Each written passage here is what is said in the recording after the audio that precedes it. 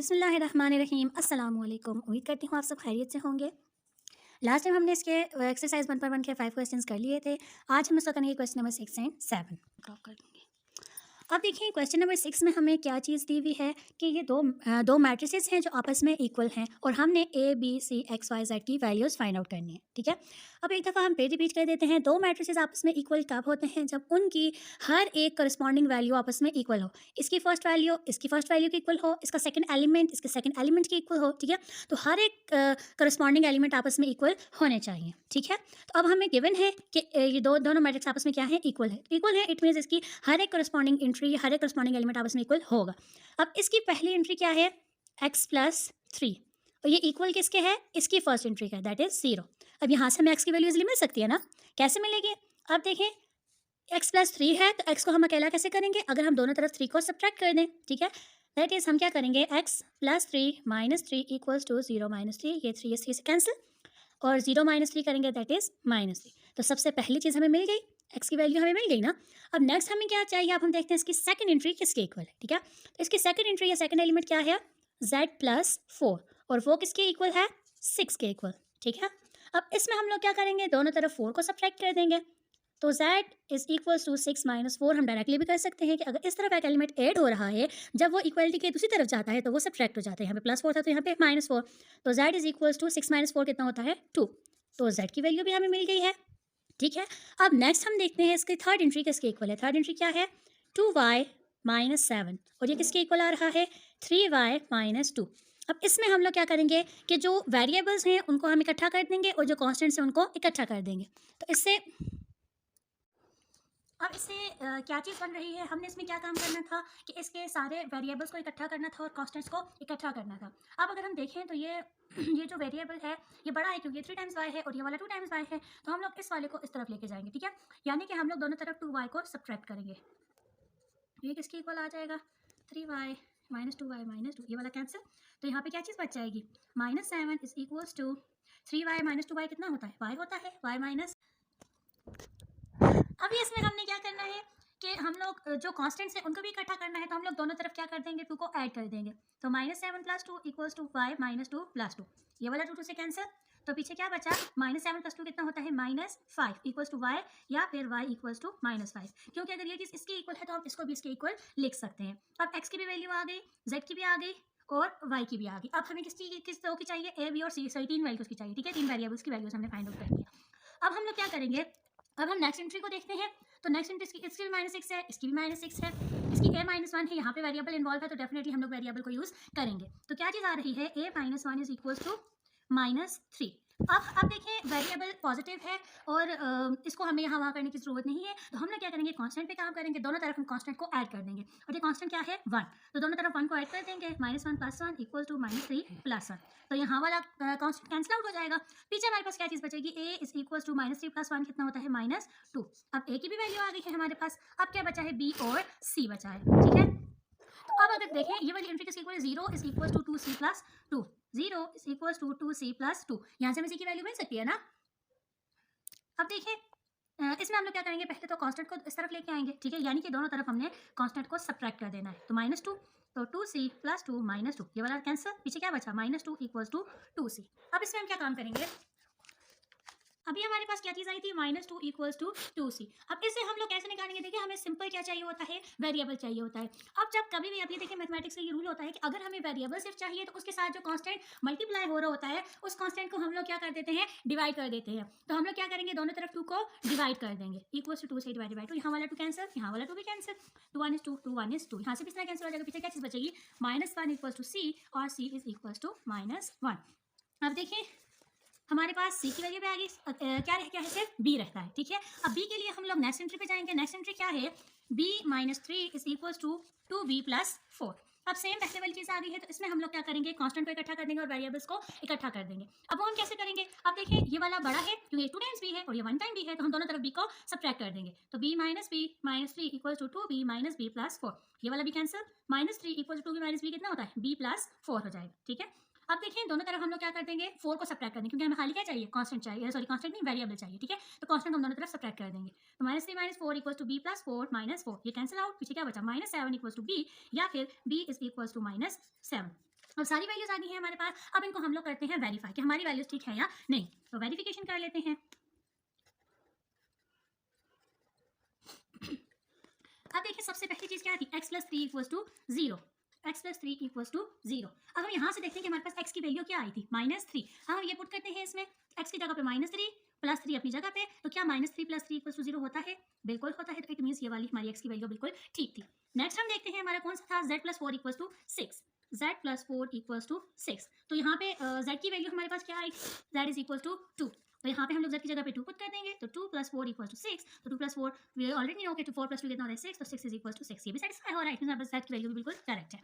इसी तरह से अगर हम नेक्स्ट देखें तो वो क्या था, 2y minus 7 equal to 3y minus 2, 2y minus 7 equal to 3y minus 2, और y की वैल्यू क्या थी, -5। तो y की जगह पे हम लोग -5 पुट कर देते हैं, तो 2 into -5 -7 equal to 3 into -5 -2, plus minus minus 2 5 are 10, -7 equal to 5 5 are 15, plus minus minus sorry 5 5 are 25 -2, तो -10 -7 कितना हो गया, -17 इक्वल्स टू सॉरी ये था 3 5 सॉरी 3 5 था 15, ठीक कर रहे थे हम लोग, ठीक है। तो -15 -2 कितना हो गया, -17। तो ये वाली इक्वेशन भी वेरीफाई होगी, मींस हमारी y की वैल्यू भी बिल्कुल ठीक थी। अब नेक्स्ट किसकी वैल्यू है, a माइनस 1 इक्वल्स टू -3। तो a माइनस 1 इक्वल्स टू -3। तो a की वैल्यू हमारे पास क्या आई थी, -2। तो a की जगह पे हम -2 पुट कर देते हैं, -2 - 1 इक्वल्स टू -3। तो ये वाली चीज़ किसके इक्वल है, -3, ये वाला -3। तो इट मींस ये वाली वैल्यू भी हमारे पास क्या हो गया, वेरीफाइड हो गई, ठीक है। अब नेक्स्ट क्या है, b - 3 equals to 2b plus 4, b - 3 equals to 2b plus 4। तो b की वैल्यू हमारे पास क्या थी, -7। तो b की जगह पे हम लोग -7 पुट कर देंगे, -7 - 3 इक्वल्स टू 2 इंटू -7 प्लस 4। बाकी वैल्यूज अपनी जगह पे रहती हैं, हमने सिर्फ उस वेरिएबल की वैल्यू पुट करनी होती है, ठीक है।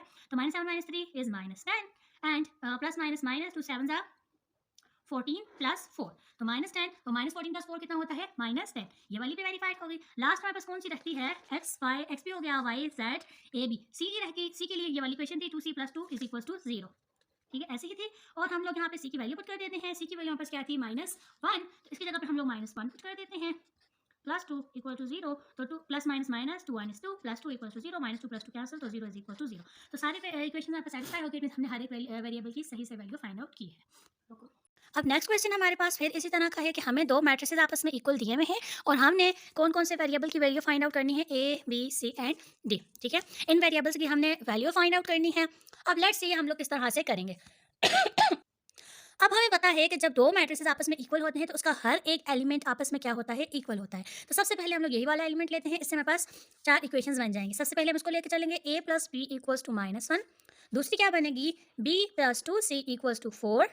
तीसरी क्या बनेगी, 2c + d = 8 and last one क्या होगी, 2a - d = 0। अब हम चाहें तो हर एक इक्वेशन को नाम भी दे सकते हैं। इसको आप इक्वेशन 1 कहते हैं, इसको 2 कहते हैं, इसको 3 कहते हैं और इसको इक्वेशन 4 कहते हैं, ठीक है।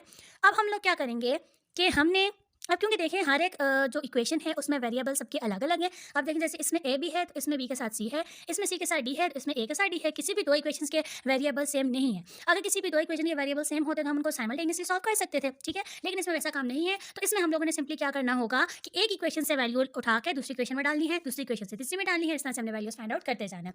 अब हम लोग सबसे पहले हम लोग इक्वेशन 1 को लेके चलते हैं और यहाँ से हम b की वैल्यू फाइंड। अब इक्वेशन 1 क्या है, a + b = -1। अब अगर हम देखें तो नेक्स्ट इक्वेशन में क्या है, b इन्वॉल्व है ना, इसलिए हम लोग इसमें से क्या करेंगे, b की वैल्यू फाइंड आउट करेंगे। तो यहाँ से अगर हम b की निकालना चाहें तो उसके लिए हमें क्या करना पड़ेगा, दोनों तरफ a को सब्ट्रैक्ट करना पड़ेगा। तो a - a + b = -1 - a। तो ये वाला a कैंसिल, तो b किसके इक्वल हो जाएगा, -1 - a, ठीक है। इसको आप इक्वेशन 5 का नाम दे दें, ठीक है। अब नेक्स्ट हमारे पास इक्वेशन 2 क्या थी, b + 2c = 4। अब अगर इसमें हम देखें तो b की वैल्यू हमारे पास है और नेक्स्ट वाली इक्वेशन में क्या यूज़ हो रहा है, c यूज़ हो रहा है। इस इक्वेशन को हम लोग किसके लिए, c के लिए सॉल्व करेंगे। अब कैसे करेंगे, अब देखें b की वैल्यू हमारे पास ऑलरेडी है, तो अब वो b की वैल्यू क्या है, -1 - a। पहले हम इस इक्वेशन को c के लिए सॉल्व करते हैं, दोनों तरफ हम लोग क्या करेंगे, b को सब्ट्रैक्ट कर देंगे। तो ये अभी इससे क्या चीज़ बन जाएगी हमारे पास, दोनों तरफ हम लोगों ने b को सब्ट्रैक्ट करना है, तो हो जाएगा b - p = 2c + 2c = 4 - b। तो ये वाला b कैंसिल, तो इक्वेशन क्या बन गई है, 2c = 4 - b। अब अगर हम देखें तो हमारे पास b की वैल्यू क्या है, 2c = 4 - b की जगह पे b की वैल्यू आ जाएगी जो कि क्या है, -1 - a। तो -1 - a, ये वाला माइनस हमने अपनी जगह पे छोड़ा है, सिर्फ b की जगह पे उसकी वैल्यू पुट की है, ठीक है। तो इससे हमारे पास क्या चीज़ बन गई है, 4 - -+ 1 - - + a। तो 2c = 4 + 1 कितना हो गया 5, 5 + a। तो अब हमें 2c तो नहीं चाहिए, c चाहिए, तो दोनों तरफ हम लोग क्या कर देंगे 2 को डिवाइड कर देंगे। तो c हमारे पास किसके इक्वल आ गया 5 + a / 2। अब देखें पहली इक्वेशन भी के लिए भी हमें एक ही वैल्यू की जरूरत है, दूसरी इक्वेशन के लिए भी एक ही वैल्यू जरूरत है। अब इसको हम लोग किसका इक्वेशन 6 का नाम दे देंगे। अब हम थर्ड इक्वेशन को लेंगे। थर्ड इक्वेशन क्या कहती है 2c + d = 8। ठीक है, अब इस इक्वेशन को हमने d के लिए सॉल्व करना है क्योंकि नेक्स्ट इक्वेशन में d इन्वॉल्व है। ठीक है, तो d के लिए पहले कर देते हैं, दोनों तरफ d को सब्ट्रैक्ट करना है। तो 2c + d - d = 8 - d। तो ये वाला d यहाँ से कैंसिल आउट, तो पीछे क्या चीज़ बचेगी 2c = 8 - d। ठीक है, तो अब सॉरी इस इक्वेशन को हमने डी के लिए सॉल्व करना है, सी के लिए सॉल्व नहीं करना क्योंकि नेक्स्ट इक्वेशन में डी यूज़ हो रहा है, तो हमने इसको डी के लिए सॉल्व करना है। यानी कि अब थर्ड इक्वेशन देखें हमें क्या कहती है, इसको थर्ड इक्वेशन क्या कह रही है 2c + d = 8। ठीक है, तो हम लोगों ने अगर इसको डी के लिए करना है तो दोनों तरफ हम लोग 2c को सब्ट्रैक्ट करेंगे ना, तो 2c - 2c + d = 8 - 2c। तो 2 से 2c कैंसिल, तो पीछे क्या बचा d = 8 - 2c। अब c की वैल्यू है हमारे पास 5 + a / 2, इसकी जगह पे हम इसकी वैल्यू डाल देते हैं। तो 8 - 2 × c की जगह पे क्या है 5 + a / 2, तो ये 2 इस 2 से कैंसिल। तो पीछे d की वैल्यू क्या आ जाएगी 8 - 5 + a था ना, तो माइनस पहले इसके साथ मल्टीप्लाई आएगा तो -5 और फिर इसका होगा तो -a। तो यहाँ से d की वैल्यू क्या आ जाएगी 8 - 5 कितना होता है 3 - a। और इसको हम लोग इक्वेशन 7 का नाम दे देंगे। लास्ट इक्वेशन हमारे पास 6 थी ना, इसको हम 7 इक्वेशन का नाम दे देंगे। ठीक, अब नेक्स्ट हम लोग क्या करेंगे इक्वेशन 4 को लेके चलेंगे जो कि मेरे पास क्या थी 2a - d = 0। अब देखिए d की वैल्यू है हमारे पास, तो d की वैल्यू हम डाल देते हैं 2a - d किसके इक्वल आया था, यहाँ से अगर देखें तो d किसके इक्वल था 3 - a के। तो d की जगह पे हम डाल देते हैं 3 - a = 0। तो अब ये क्या चीज़ आई है 2a माइनस अंदर मल्टीप्लाई आएगा तो -3 - प्लस a तो = 0। ये चीज़ आ गई हमारे पास। अब हम लोग वेरिएबल्स को इकट्ठा कर देते हैं 2a + a - 3 = 0। तो 2a + a कितना होता है 3a होता है, तो 3a - 3 = 0। अब हम लोग क्या करेंगे दोनों तरफ 3 को ऐड कर देंगे, तो 3a - 3 + 3 = 0 + 3। तो यहाँ वाला कैंसिल, पीछे क्या चीज़ बची 3a = 3। तो दोनों तरफ हम 3 को डिवाइड कर देंगे, तो हमारे पास a की क्या वैल्यू आ जाएगी 1। ठीक है, 3 - 3 3, तो 1/1 = 1। तो a की अब देखिए हमारे पास a की वैल्यू आ चुकी है और हमारे पास जो 3 इक्वेशंस बनी थी 5 6 7, उन तीनों इक्वेशंस में हमें a की वैल्यू की जरूरत थी ना, तो हम क्या करेंगे using value of a in equation 5। सबसे पहले इक्वेशन 5 में यूज कर लेते हैं। तो वो क्या थी b = -1 - a। तो b हमारे पास किसके इक्वल हो जाएगा -1 और -a कितना है 1, तो b = -2। b की वैल्यू भी आ गई। अब इक्वेशन 6 को हम लेके चलते हैं using value of a in equation 6। और इक्वेशन 6 क्या है c = 5 + a / 2। c = 5 + a / 2 और a की वैल्यू हमारे पास क्या है 1 है, तो 5 + 1 / 2, तो 5 + 1 कितना होता है 6 / 2, दैट इज 3। 2 3 is 6, तो c की वैल्यू क्या आ गई है 3।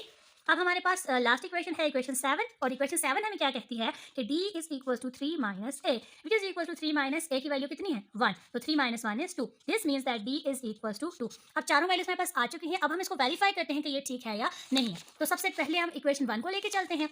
तो इक्वेशन 1 क्या कह रही थी कि a + b = -1। तो हम लोग लेफ्ट हैंड साइड लेके चलते हैं कि वो राइट हैंड साइड के इक्वल आती है या नहीं। तो a कितना है हमारे पास 1 और प्लस b कितना है -2, तो 1 प्लस माइनस -2, तो 1 - 2 कितना होता है -1। तो ये हमारे पास राइट हैंड साइड के इक्वल आ गया है। ठीक है, तो पहली इक्वेशन सेटिस्फाई हो गई है। अब हम लोग दूसरी इक्वेशन लेते हैं b + 2c = 2। अब हम इसमें ये देखते हैं कि b और c की क्या वैल्यू थी। ठीक है, पहले लेफ्ट हैंड साइड ले लेते हैं, लेफ्ट हैंड साइड। अब हम इसमें b और c की वैल्यूज डाल देते हैं। b की वैल्यू क्या है -2 प्लस 2 × c की वैल्यू क्या है 3, तो -2 + 2 3 = 6, और 6 - 4 is 6 - 2 is 4, तो which is equal to right hand side. अब सेकंड इक्वेशन भी सेटिस्फाई हो गई है। अब हम थर्ड इक्वेशन लेते हैं। थर्ड इक्वेशन क्या थी 2c + d = 8।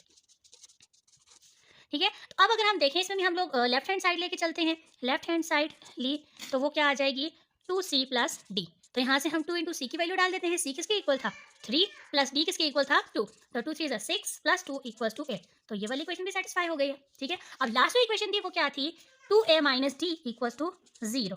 अब इसमें हम फिर लेफ्ट हैंड साइड लेके चलते हैं। तो लेफ्ट हैंड साइड क्या है 2a - d, तो 2 × a क्या है 1 माइनस d क्या था 2, तो 2 - 2 - 2 that is 0, which is equal to right hand side. सारी क्वेश्चन सेटिस्फाई हो गई हैं। इट मीन्स हम लोग सारी वैल्यूज ठीक फाइंड आउट की थी। ठीक है, तो आज के लिए इतना ही, मिलते हैं नेक्स्ट वीडियो में, तब तक के लिए अल्लाह हाफिज़।